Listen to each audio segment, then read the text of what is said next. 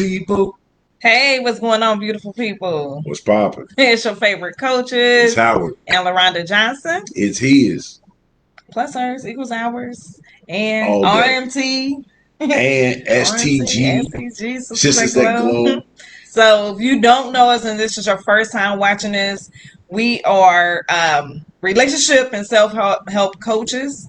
And we love what we get to do. We work with couples, whether you're engaged, long-term relationship, married for a long period of time.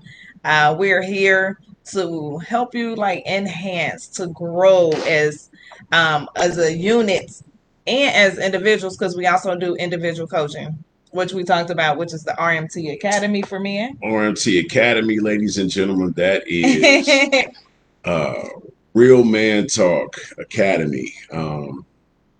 What we do is we make sure that men, such as myself, have a place to be able to, express ourselves and be able to advance and to have help. Because a lot of times, I mean, us guys, we don't really share a lot. We keep a lot in. And the thing is, we don't want to put more pressure on our wives or our children or anybody because of the fact that there's so much stuff that we hold on to. And not taking anything away from our ladies, we'll get to that. You know what I'm saying? But we hold the weight of our families, we hold the weight of our communities on our shoulders. And what I mean by that is it starts in your household. And then when you're in your household and you start building a secure foundation for your family and your children and making sure your wife feels secure that you will take care of her and that she can rely on you and you're not just going up and leave on her or bounce and go somewhere, it starts there. And then that will branch out into your community because your kids will take this same thing that you were teaching them into the community. Whoever they talk to, whoever you talk to, whoever your wife talks to, it will allow them to see that, you know what, the sense of community that we used to have back in the day when you could get a whooping from your neighbor, go home and get another whooping because takes a village to raise a child. We need to bring that back. We need to bring that back. So us as men, being the foundation of the family, bringing, you know what I'm saying, we need to make sure that it's all tight. We got to bring it together. That does not mean that you rule over your wife. That's not how that goes. You know what I'm saying? A marriage is 50-50, but you have to bring 100% of your 50-50 straight up, and that's the thing. My wife right here, she is my rib. You know what I'm saying? She is my backbone. She holds me up when I really want to fall down and vice versa. So that's RMT Academy, and this is what you get. You get 8 weeks full of impact on how to grow as men, how to better take care of yourself and your family. And with the women's individual coaching, it's called Sisters That Glow. Give, learn, overcome, and win. So what we do is the program helps you to build yourself up, how to grow above and beyond the things that you have gone through as a woman, whether you have gone through abuse, whether you have gone through not being able to know how to communicate. Either you're not communicating enough or too much in the wrong way. It also teach you about self-care, how to love yourself, how to self-heal. It also helps you and show you and guide you on how to be an inspiration or to continue to be an inspiration to others, and how to change your mindset about certain things that goes on in your life, certain things you may see, certain things that may have happened in your life. So this is what we get to do. And as couples, as my husband says, our couples, which is the his plus hers equals ours. It shows you how to grow together as one, as a unit. It also teaches you about communication. It teaches you about preventative maintenance in your relationship and in your marriage. It talks about the blueprint of what a relationship should be. So all your goals that you, like your vision that you have for your marriage, although you may have went in thinking that marriage is not perfect, people are not perfect, which is awesome because now you have something to work with, right? So it teaches you how to grow and how to continue to build upon your blueprint of what your vision was for your marriage, and you can continue to do that. And how not to be stingy. Because the whole point about it is like whatever's mine is hers, and whatever's hers is mine. It's not the whatever's mine is hers, and whatever's hers is hers, or whatever his is his, and whatever you know that you So know that's an overview of to yeah. to be So that's an overview of what we do and what our programs are. But we was coming today to talk about, like, have you ever told somebody to shut up? shut up. Have you ever told somebody to shut up, or you wanted to tell somebody to shut up? Or you don't have to tell yourself. Let me tell you, I don't have to tell myself plenty of times, Rhonda, shut up. And you know what? Sometimes she'll say that, and I'll be looking like, "Who you talking to?" Like she'll be telling, she'll be like, she won't necessarily say her name for her, but then she'll be like, "Shut up." I'll be like, "Hold on, like what? I ain't even say nothing." But sometimes you got to step outside of yourself and realize what your situation is looking like, because sometimes our mouth speaks so much faster than our brain can, get to. Eh, eh. Sometimes you just get an eh.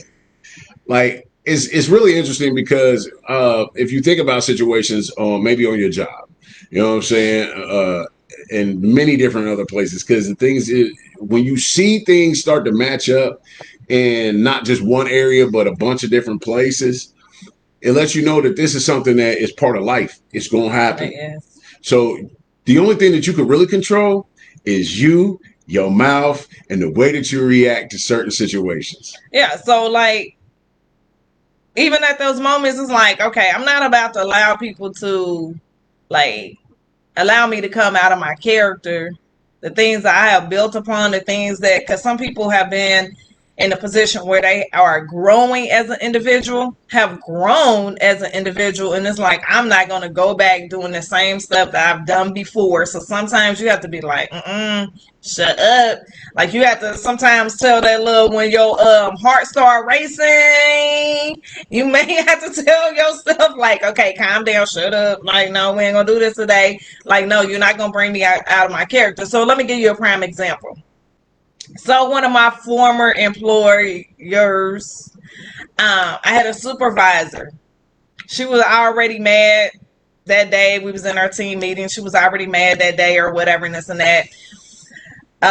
She asked me to put on my safety goggles. I forgot I had my regular glasses on, and totally forgot about it. So I'm like, oh, okay. But then I looked at my safety goggles and I realized my stuff is so dirty I can't even see out of it. So I didn't have no cleaner. The cleaner that was closer to me, it was all the way up on the top shelf where I couldn't reach it. So I didn't want to be rude while we were in our team meeting and ask someone, hey, can you get that for me? So I was just holding on to him and just waiting until she got finished talking. Well, she decided she wanted to just call me out. Didn't I just tell you to put your glasses on, blah, blah, blah, and this and that? So as I'm explaining to her, like, well, it's up here. I didn't want to be rude. To interrupt your conversation, interrupt the team meeting, is that I was just going to wait until. So anyway, it went through all of that. I chopped it up. I laughed. That was one of the moments I had to say, Rhonda, shut up. So I was just like, I chopped it up. I was just like, whatever it is, what it is. It's early in the morning. Maybe she's just having a bad day. I don't have time for it, right? So I walk away. I'm talking to another coworker, and another coworker tapped me on the shoulder and was like, Rhonda, she's trying to get your attention. I'm like, who? So I turn around, and she is like bolting towards me, like full, like walking like fast. And I'm like, what the heck? So I tell the person I'm talking to, I'm like, okay, like, I don't know what she mad about. Like, what the heck? So at that point, I already had my goggles on. So what you mad about, right? Safety glasses on. I'm like, what is she mad about? So anyway, she was going off so loud about all of this and when I'm talking to you and blah, blah, blah. I mean, like, so much that other people down the walkway can hear her, and they was just standing there staring at her. But I didn't realize that until after I walked away. But I stood there, and then she want to say, I told her that I said what I said in the meeting, and I left it as that. The conversation I was having with somebody else was something totally different. Matter of fact, it was about their child, and we were just talking about something else. So whatever issue that she had or she thought I had at that time, I already had dropped it because I told myself to shut up, right?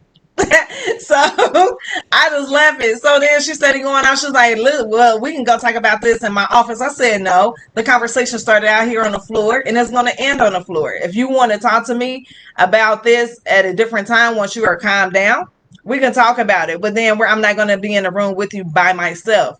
So anyway, she's steady going off. I dismissed. I told her the conversation, I'm ending it right now. And I walked away.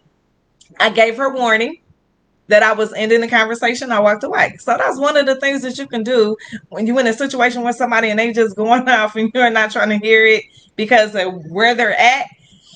That's your permission to say, hey, I'm walking away. See, she's better than me. So I walked away on to my business and she steady going on and on and on. So I just did what I was supposed to do as an employee, right? I went to HR, had a conversation. I talked to my, of course, my other supervisor or whatever, let them know that I was going up to the office. So she lied, all this other stuff. And people were saying, so the guy that I was talking to, he was like, so did you not go off because people were staring? I said, I really didn't even know people were staring until after I walked away. I said, I know how to handle myself. Just because somebody is showing their butts doesn't mean I have to do the same, that I have to react the same way. So I can still tell myself to shut up when I need to tell myself to shut up. And also I know how to conduct myself, whether I'm off work or at a grocery store. So that was that moment. Blah, blah, blah. I let her do whatever she gonna do, blah, blah. And then she finally, after some weeks and went past, she came and apologized. I accepted her apology. I said, thank you. So yeah, I'm not that type of person. I'm not like, and the thing is, like, at certain times, like, I can hold my tongue, but honestly, I'm more of a, like, you know how they say you shouldn't react immediately when something like strikes a nerve with you. So when I was younger, I used to just instantly, boom. I'm not one of those people that like to do a lot of talking. Like, I don't want to talk about a situation. If we're going to have to, like, figure this out, we're going to figure it out right now. So, like, the older I get, the more patient I become. But I also, in certain areas, and then in other areas, the more impatient I become.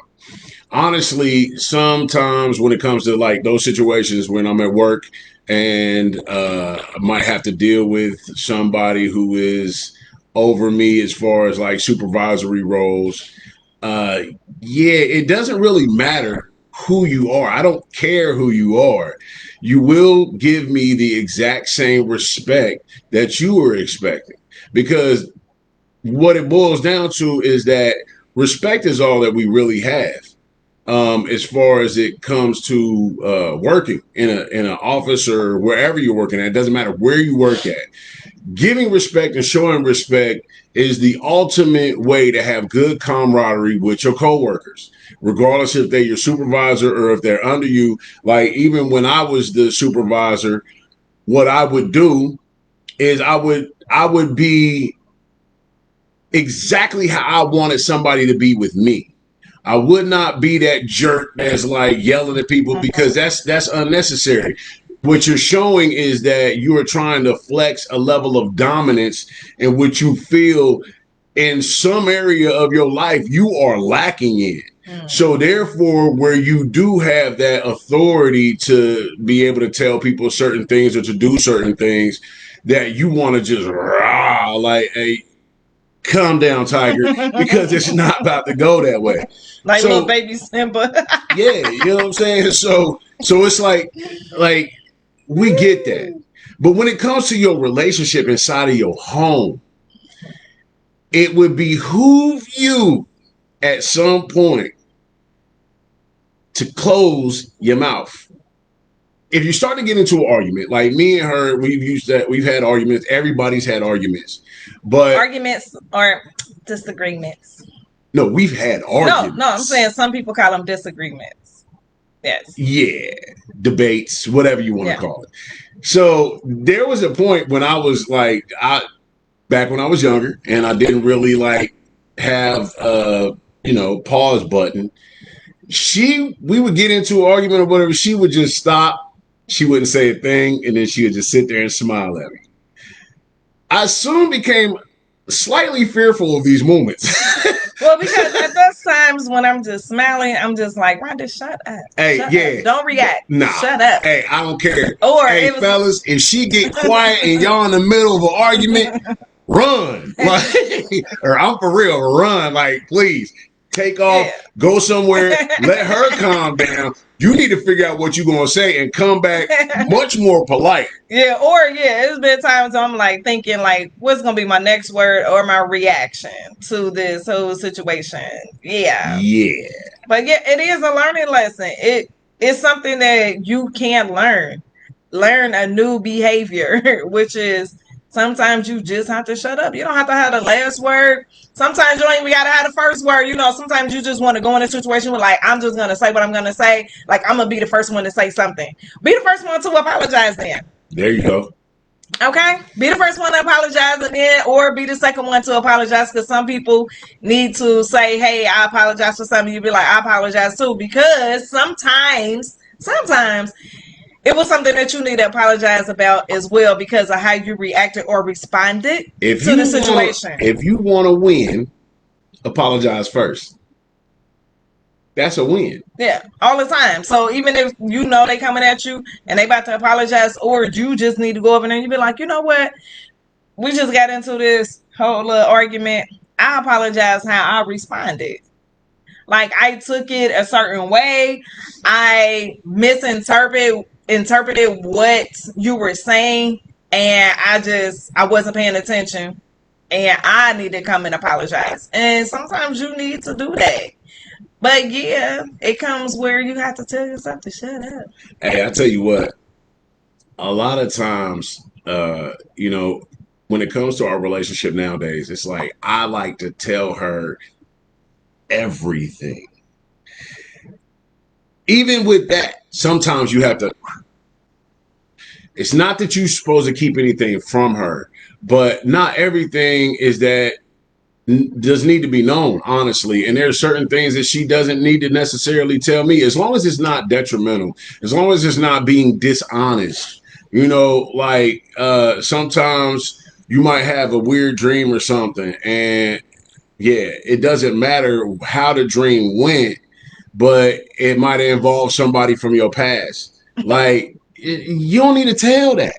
You know what I'm saying? It's just like some things you need to keep to yourself, even in an open relationship. And when I say open, folks, please do not get me misconstrued, discombobulated. Open communication. There we go. That's what I'm talking about. I ain't talking about like open the door to other people coming into your relationship. Be open to be honest, to be vulnerable. That part, not have it open like my husband said, with somebody else coming into your relationship, unless that's what you do. But that's not what we're telling people to do, is have your relationship open to it's other people. hard enough loving one person the right way. You know what I'm saying? And this is the thing. People get it confused with, I just want to be happy, or I just want to so on and so forth. Well, you can be happy. You can love your spouse the right way. You can be exactly and have exactly what you want in your relationship, as long as you communicate openly, you're honest, you're truthful. Truth and honesty are very closely related. They almost sound like the same thing, but they're not, even though they're synonymous. And also with that is that giving in to each other is huge. So if you don't have nothing nice to say, don't say nothing at all. Or do like I do. I just tell myself to shut up out loud. Like my husband said, like, shut up. Like you see somebody with an outfit on, shut up. Hey, I'm sorry, but that's one of the areas in which I don't. Hey, she'll get on me because we'll be out and I'll be like, babe, look. And I already done seen it. I'm just like, at that moment, I'm telling him, babe, shut up. And then I'll be laughing like the person can walk right past me. I know that's not godly. I'm sorry. You know what I'm saying? But honestly, I'm human. And, I'm not a super saint, nothing like that. Yes, I'm a man of God, but hey, I tell you what, if it's funny, I'm gonna laugh. Right. So please, we want y'all to comment as well. Like, put in the comments, what is a time that you had to tell yourself to shut up or somebody else to shut up, and then how did they go? Either way, how did both of those situations go? When you had to tell yourself to shut up and tell somebody else to shut up.